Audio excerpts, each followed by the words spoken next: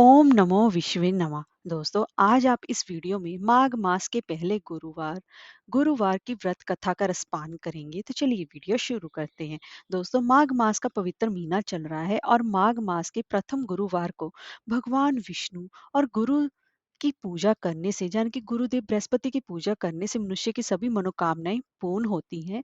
तो आज की कथा प्रारंभ करते हैं। दोस्तों, प्राचीन समय की एक बात है कि भारतवर्ष में एक प्रतापी और दानी राजा राज्य करता था। वह नित्य गरीबों और ब्राह्मणों की सहायता करता था। यही बात उसकी रानी को बिल्कुल भी अच्छी नहीं लगती थी। वह ना ही गरीबों को दान देती, ना ही भगवान का पूजन अर्चन करती थी, और राजा को भी दान देने से हमेशा ही वह मना भी किया करती थी। एक दिन राजा शिकार खेलने वन को गए हुए थे, तो रानी महल में अकेली थी। उसी समय बृहस्पति देव साधु वेश में राजा के महल में भिक्षा मांगने के लिए आए और भिक्षा मांगी। रानी ने भिक्षा देने से इनकार कर दिया और कहा कि हे साधु महाराज, मैं तो इस दान पुण्य से तंग आ गई हूँ। मेरे पति तो सारा दिन धन लुटाते ही रहते हैं। मेरी इच्छा है कि हमारा धन नष्ट हो जाए, ना फिर रहेगा बांस और ना ही बजेगी बांसुरी। साधु ने कहा, देवी तुम तो बड़ी ही विचित्र हो। धन संतान तो सभी चाहते हैं, पुत्र और लक्ष्मी तो पापी के घर भी होनी चाहिए। यदि तुम्हारे पास अधिक धन है तो भूखों को भोजन दो, प्यासों के लिए प्याऊ बनवाओ, मुसाफिरों के लिए धर्मशालाएं खुलवाओ। जो निर्धन अपनी कुंवारी कन्याओं का विवाह नहीं कर सकते, उनका विवाह करवा दो। ऐसे और भी कई काम हैं जिनके करने से तुम्हारा यश लोक परलोक में फैलेगा। परंतु रानी पर उस उद्देश्य का कोई भी प्रभाव ना पड़ा। तो वह बोली, महाराज आप मुझे कुछ भी ना समझाएं। मैं ऐसा धन नहीं चाहती जो कि मैं हर जगह बांटती फिरूं। तब साधु ने उत्तर दिया, यदि तुम्हारी ऐसी ही इच्छा है तो तथास्तु। तुम ऐसा करना कि बृहस्पतिवार को घर लीपकर पीली मिट्टी से अपना सिर धोकर स्नान करना, भट्टी चढ़ाकर कपड़े धोना। ऐसा करने से तुम्हारा सारा धन नष्ट हो जाएगा। इतना कहकर वह साधु महाराज वहां से चले गए। साधु के अनुसार कई बातों को पूरा करते हुए रानी को केवल 3 बृहस्पतिवार ही बीते थे कि उसकी सारी संपत्ति, धन संपत्ति नष्ट हो गई। भोजन के लिए राजा का परिवार तरसने लगा। तब एक दिन राजा ने रानी से बोला कि हे रानी, तुम यहीं पर रहो, मैं दूसरे देश को जाता हूँ, क्योंकि यहाँ पर भी सभी लोग मुझे जानते हैं, इसलिए मैं कुछ छोटा कार्य नहीं कर सकता। ऐसा कहकर राजा प्रदेश चला गया। वहां वे जंगल से लकड़ी काट कर लाता और शहर में बेचता। इस तरह वह अपना जीवन व्यतीत करने लगा। इधर राजा के प्रदेश में जाते ही रानी और दासी दुखी रहने लगी। एक बार जब रानी और दासी को 7 दिन तक बिना भोजन के रहना पड़ा, तो रानी ने अपनी दासी से कहा, हे दासी, पास ही के नगर में मेरी बहन रहती है। वह बड़ी ही धनवान है, तो उसके पास जा और तो और कुछ ले आ, ताकि थोड़ी बहुत गुजर बसर हो जाए। दासी रानी की बहन के पास गई। उस दिन संयोगवश गुरुवार था और रानी की बहन उस समय बृहस्पतिवार व्रत की कथा सुन रही थी। दासी ने रानी की बहन को अपनी रानी का संदेश दिया, लेकिन रानी की बड़ी बहन ने कोई भी उत्तर नहीं दिया। जब दासी को रानी की बहन से कोई उत्तर नहीं मिला, तो वह बहुत ही ज्यादा दुखी हुई और उसे क्रोध भी आया। दासी ने वापस आकर रानी को सारी बात बता दी। सुनकर रानी ने अपने भाग्य को कोसा। उधर रानी ने की बहन ने सोचा कि मेरी बहन की दासी आई थी, परंतु मैं उससे नहीं बोली, इससे वह बहुत दुखी हुई होगी। कथा सुनकर और पूजन समाप्त करके वह अपनी बहन के घर आई और कहने लगी, हे बहन, मैं बृहस्पतिवार का व्रत कर रही थी। तुम्हारी दासी मेरे घर आई थी, परंतु जब तक कथा होती है तब तक ना ही तो उठते हैं और ना ही बोलते हैं, इसलिए मैं नहीं बोली। कहो दासी क्यों गई थी? रानी बोली, बहन तुमसे क्या छुपाऊं, हमारे घर में खाने तक को अनाज नहीं था। ऐसा कहते कहते रानी की आंखें भर आई। उसने दासी समेत पिछले 7 दिनों से भूखे रहने की बात अपनी बहन को विस्तार पूर्वक सुना दी। रानी की बहन बोली, देखो बहन, भगवान बृहस्पति देव सबकी मनोकामना को पूर्ण करते हैं। देखो शायद तुम्हारे घर में अनाज रखा हो। पहले तो रानी को विश्वास नहीं हुआ, पर बहन के आग्रह करने पर उसने अपनी दासी को अंदर भेजा, तो उसे सचमुच अनाज से भरा एक घड़ा मिल गया। यह देखकर दासी को बड़ी हैरानी हुई। दासी रानी से कहने लगी, हे रानी, जब हमको भोजन नहीं मिलता तो हम व्रत ही तो करते हैं, इसलिए क्यों ना इनसे व्रत और कथा की विधि पूछ ली जाए, ताकि हम भी व्रत कर सकें। तब रानी ने अपनी बहन से बृहस्पतिवार के व्रत के बारे में पूछा। उसकी बहन ने बताया, बृहस्पतिवार के व्रत में चने की दाल और मुनक्का से विष्णु भगवान का केले की जड़ में पूजन करें तथा दीपक जलाएं। व्रत कथा सुने और पीला भोजन ही करें। इससे बृहस्पति देव भगवान प्रसन्न होते हैं। व्रत और पूजन विधि बताकर रानी की बहन अपने घर को लौट गई। 7 दिन के बाद जब गुरुवार आया तो रानी और दासी ने व्रत रखा। गुड़साल में जाकर चना और गुड़ लेकर आई। फिर उससे केले की जड़ तथा विष्णु भगवान का पूजन अर्चन किया। अब पीला भोजन कहाँ से आए, इस बात को लेकर दोनों बहुत दुखी थे। क्योंकि उन्होंने व्रत रखा रखा था, इसलिए बृहस्पति देव भगवान उनसे प्रसन्न थे। इसलिए वे एक साधारण व्यक्ति का रूप धारण करके 2 थालों में सुंदर पीला भोजन दासी को देगी। भोजन पाकर दासी प्रसन्न हुई और फिर रानी के साथ मिलकर भोजन ग्रहण किया। उसके बाद से वे सभी गुरुवार को व्रत और पूजन करने लगी। बृहस्पति भगवान की कृपा से उनके पास फिर से धन संपत्ति आ गई। परंतु रानी फिर से पहले की तरह ही आलस्य करने लगी। तब दासी बोली, देखो रानी, तुम पहले भी इस प्रकार आलस्य करती थी। तुम्हें धन रखने में कष्ट होता था, इस कारण सभी धन नष्ट हो गया। और अब जब भगवान बृहस्पति की कृपा से धन मिला है तो तुम्हें फिर से आलस्य होता है। रानी को समझाते दासी कहती है कि बड़ी मुसीबतों के बाद हमने ये धन पाया है, इसलिए हमें दान पुण्य करना चाहिए। भूखे मनुष्यों को भोजन कराना चाहिए और धन को शुभ कार्य में खर्च करना चाहिए, जिससे तुम्हारे कुल का यश बढ़ेगा, स्वर्ग की प्राप्ति होगी और पितर प्रसन्न होंगे। दासी की बात मानकर रानी अपना धन शुभ कार्य में खर्च करने लगी, जिससे कि पूरे नगर में उसका यश फैलने लगा। बृहस्पतिवार व्रत कथा के बाद श्रद्धा के साथ आरती की जानी चाहिए। इसके बाद प्रसाद बांटकर उसे ग्रहण भी करना चाहिए। एक दिन राजा दुखी होकर जंगल में एक पेड़ के नीचे आसन जमाकर बैठ गया। वह अपनी दशा को याद करके व्याकुल होने लगा। बृहस्पतिवार का दिन था। एकाएक उसने देखा कि निर्जन वन में एक साधु प्रकट हुए और वह साधु वेश में स्वयं बृहस्पति देवता ही थे। लकड़हारे के सामने आकर बोले, हे लकड़हारे, इस सुनसान जंगल में तू चिंता मगन क्यों बैठा है? लकड़हारे ने दोनों हाथ जोड़कर प्रणाम किया और उत्तर दिया, महात्मा जी, आप सब कुछ जानते हैं, मैं क्या कहूँ? यह कहकर रोने लगा और साधु को अपनी आत्मकथा सुनाई। महात्मा जी ने कहा, तुम्हारी स्त्री ने बृहस्पतिवार के दिन बृहस्पति भगवान का निरादर किया है, जिसके कारण रुष्ट होकर उन्होंने तुम्हारी यह दशा कर दी है। अब तुम चिंता को दूर करके मेरे कहने पर चलो तो तुम्हारे सब कष्ट दूर हो जाएंगे और भगवान पहले से भी अधिक संपत्ति देंगे। तुम बृहस्पति के दिन कथा किया करो।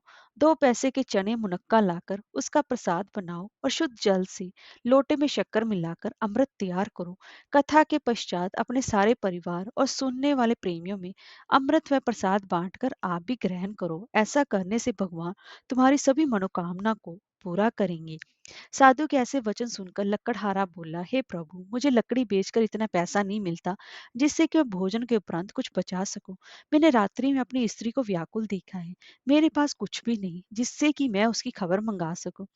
साधु ने कहा, हे लकड़हारे, तुम किसी बात की भी चिंता मत करो। बृहस्पति के दिन तुम रोजाना की तरह लकड़ियां लेकर शहर को जाओ। तुमको रोज से दुगना धन प्राप्त होगा, जिससे कि तुम भली भांति भोजन कर लोगे तथा बृहस्पति देव की पूजा का सामान भी आ जाएगा। इतना कहकर साधु अंतर ध्यान हो गए। धीरे धीरे समय व्यतीत होने पर फिर वही बृहस्पतिवार का दिन आया। लकड़हारा जंगल से लकड़ी काटकर किसी शहर में बेचने गया। उसे उस दिन और दिन से अधिक पैसा मिला। राजा ने चना गुड़ आदि लाकर गुरुवार का व्रत किया। उस दिन से उसके सभी क्लेश दूर हुए। परंतु जब दोबारा गुरुवार का दिन आया तो बृहस्पतिवार का व्रत करना भूल गया। इस कारण बृहस्पति भगवान नाराज हो गए। उस दिन उस नगर के राजा ने विशाल यज्ञ का आयोजन किया तथा शहर में घोषणा करा दी कि कोई भी मनुष्य अपने घर में भोजन ना बनावे, ना आग जलावे। समस्त जनता मेरे यहाँ भोजन करने आवे। इस आज्ञा को जो ना मानेगा उसे फांसी की सजा दी जाएगी। इस तरह की घोषणा संपूर्ण नगर में करवा दी गई। राजा की आज्ञा अनुसार शहर के सभी लोग भोजन करने गए, लेकिन लकड़हारा कुछ देर से पहुंचा। इसलिए राजा उसको अपने साथ घर लिवा ले गए और ले जाकर भोजन करा रहे थे तो रानी की दृष्टि उस खूंटी पर पड़ी जिस पर उसका हार लटका हुआ था। वे वहां पर दिखाई नहीं दिया। रानी ने निश्चय किया कि मेरा हार इस मनुष्य ने चुरा लिया है। उसी समय सिपाहियों को बुलाकर उसको कारागार में डलवा दिया। जब लकड़हारा कारागार में गया और बहुत दुखी होकर विचार करने लगा कि ना जाने कौन से पूर्व जन्म के कर्म से मुझे यह दुख प्राप्त हुआ है, और उसी साधु को याद करने लगा जो कि जंगल में मिला था। उसी समय तत्काल बृहस्पति देव इस साधु के रूप में प्रकट हुए और उसकी दशा को देखकर कहने लगे, अरे मूर्ख, तूने बृहस्पति देव की कथा नहीं करी, इस कारण तुझे दुख प्राप्त हुआ है। अब चिंता मत कर, बृहस्पतिवार के दिन कारागार के दरवाजे पर 4 पैसे पड़े मिलेंगे, उनसे तू बृहस्पति देव की पूजा करना, तेरे सभी कष्ट दूर हो जाएंगे।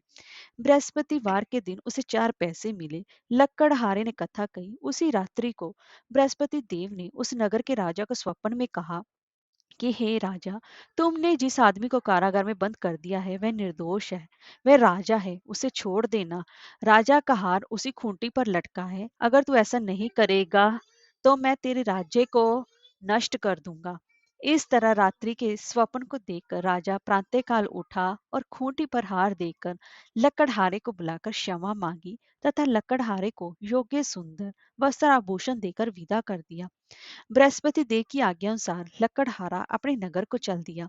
राजा जब अपने नगर के निकट पहुंचा तो उसे बड़ा ही आश्चर्य हुआ। नगर में पहले से अधिक बाग, तालाब, कुएं तथा बहुत सी धर्मशाला, मंदिर आदि बन गई हैं। राजा ने पूछा, ये किसका बाग और धर्मशाला है? तब नगर के सब लोग कहने लगे कि ये सब रानी और बांदी के हैं। तो राजा को आश्चर्य हुआ और गुस्सा भी आया। जब रानी ने ये खबर सुनी कि राजा आ रहे हैं तो उन्होंने बांदी से कहा कि हे दासी, देख राजा हमको कितनी बुरी हालत में छोड़ गए थे। हमारी ऐसी हालत देखकर कहीं वो लौट ना जाए, इसलिए तू दरवाजे पर खड़ी हो जा। आज्ञा अनुसार दासी दरवाजे पर खड़ी हो गई। राजा आए तो उन्हें अपने साथ लिवाल लाए। तब राजा ने क्रोध करके अपनी रानी से पूछा कि ये धन तुम्हें कैसे प्राप्त हुआ है? तब उन्होंने कहा कि हमें ये सब धन बृहस्पति देव के इस व्रत के प्रभाव से प्राप्त हुआ है।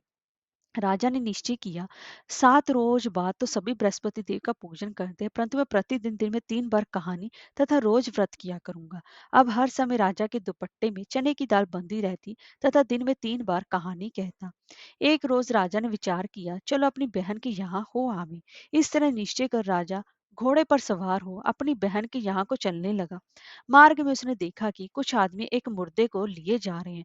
उन्हें रोककर राजा कहने लगा, अरे भाइयों, मेरी बृहस्पति देव की कथा सुन लो।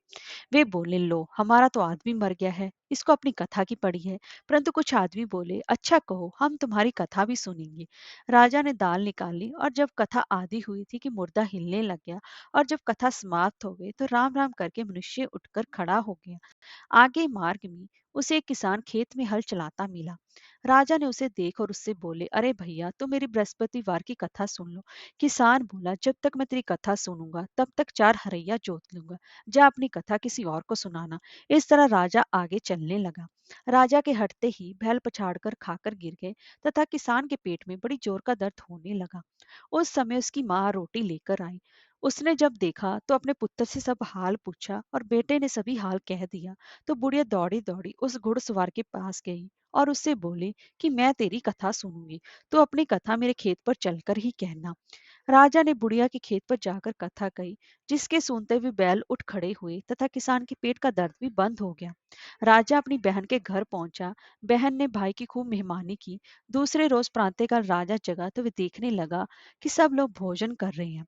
राजा ने अपनी बहन से कहा, ऐसा कोई मनुष्य है जिसने भोजन नहीं किया हो? मेरी बृहस्पतिवार की कथा सुन ले। बहन बोली, भैया, ये देश ऐसा ही है, पहले यहाँ लोग भोजन करते हैं, बाद में अन्य कोई काम करते हैं। अगर कोई पड़ोस में हो तो मैं देख आऊं। वे ऐसा कहकर देखने चली गई, परंतु उसे ऐसा कोई व्यक्ति नहीं मिला जिसने भोजन ना किया हो। अंततः वो एक कुम्हार के घर गई जिसका लड़का बीमार था। उसे मालूम हुआ कि उनके यहाँ 3 रोज से किसी ने भोजन नहीं किया है। रानी ने अपने भाई की कथा सुनने के लिए कुम्हार से कहा तो वह तैयार हो गया। राजा ने जाकर बृहस्पतिवार की कथा कही, जिसको सुनकर उसका लड़का ठीक हो गया। अब तो राजा की प्रशंसा होने लगी। एक रोज राजा ने अपनी बहन से कहा कि हे बहन, हम अपने घर को जाएंगे, तुम भी तैयार हो जाओ। राजा की बहन ने अपनी सास से कहा। सास ने कहा, हाँ चली जा, परंतु अपने लड़कों को मत ले जाना, क्योंकि तेरे भाई के कोई औलाद नहीं है। बहन ने अपने भैया से कहा, हे भैया, मैं तो चलूंगी पर कोई बालक नहीं जाएगा। राजा बोला, जब कोई बालक नहीं चलेगा तो तुम ही क्या करोगी? बड़े दुखी मन से राजा अपने नगर को लौट आया। राजा ने अपनी रानी से कहा, हम निर्वंशी हैं, हमारा मुंह देखने का धर्म नहीं है और कुछ भोजन आदि भी नहीं किया। रानी बोली, हे प्रभु, बृहस्पति देव ने हमें सब कुछ दिया तो वे हमें औलाद अवश्य खुशी देंगे।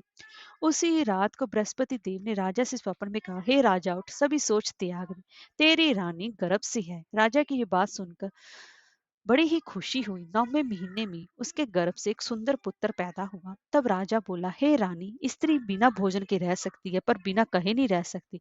जब मेरी बहन आवे तो मुझसे कुछ मत कहना। रानी ने सुनकर हाँ कर दिया। जब राजा की बहन ने ये शुभ समाचार सुना तो वे बहुत खुश हुई तथा बधाई लेकर अपने भाई के यहाँ आई। तब रानी ने कहा, घोड़ा चढ़कर तो नहीं आई, गधा चढ़ी आई। राजा की बहन बोली, भाभी अगर मैं इस प्रकार न कहती तो तुम्हें औलाद कैसे मिलती। बृहस्पति देव भगवान ऐसे ही हैं, जैसे जिसके मन में कामनाएं हैं सभी को पूर्ण करते हैं। जो सद्भावना पूर्वक बृहस्पतिवार का व्रत करता है एवं कथा पढ़ता है अथवा सुनता है, दूसरों को भी सुनाता है, बृहस्पति देव भगवान उसकी सभी मनोकामनाएं पूर्ण करते हैं। हरे कृष्णा, राधे राधे।